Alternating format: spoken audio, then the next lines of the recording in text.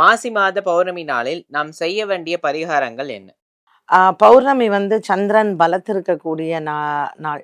So இந்த திதி, இந்த பௌர்ணமி திதி அப்படிங்கிறது எந்த கிழமையில வர்றது அப்படிங்கிறதையும் நம்ம பார்க்கணும். இப்ப இன்னைக்கு வந்து குருவாரம். இந்த குருவாரத்தில் வந்திருக்கக்கூடிய இந்த பௌர்ணமி திதியில வந்து பொதுவாக குடும்பத்தில் நடக்கக்கூடிய சண்டை சச்சரவுகள், இல்ல நமக்கு ஒரு மன சஞ்சலம், எப்பொழுதுமே மனசுல ஒரு கவலை, இது எல்லாம் தீர்றதுக்கு நம்ம வந்து பண்ணலாம். ஸோ சந்திரன் பலத்திருக்கக்கூடிய நாளில், அதுவும் இன்னைக்கு வந்து பார்த்தீங்கன்னா, சந்திரன் வந்து சூரியன் வீட்ல தான் இருக்காரு. சூரியன் சனியோட இருக்கார். அண்ட் இந்த குருவுமே நமக்கு சுக்கிரனினுடைய வீட்ல இருக்கிறதுனால, பெண் தெய்வ வழிபாடுகளை பௌர்ணமி அன்று செய்வது மிகவும் நல்லது. அரிசி தானம் பண்ணலாம், வெல்லம் தானம் பண்ணலாம். ஏதாவது ஒரு மாரியம்மன் ஆலயம், இல்லைன்னா திருவேற்காடு, மாங்காடு போன்ற ஆலயங்கள்.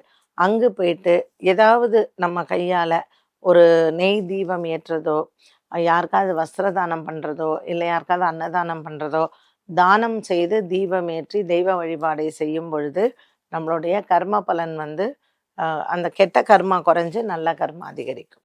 என்ன நேயர்களே, இன்றைய சுபதினம் நிகழ்ச்சி அனைவருக்குமே பயனுள்ளதாக அமைந்திருக்கும். மீண்டும் சந்திக்கும் வரை நன்றி, வணக்கம்.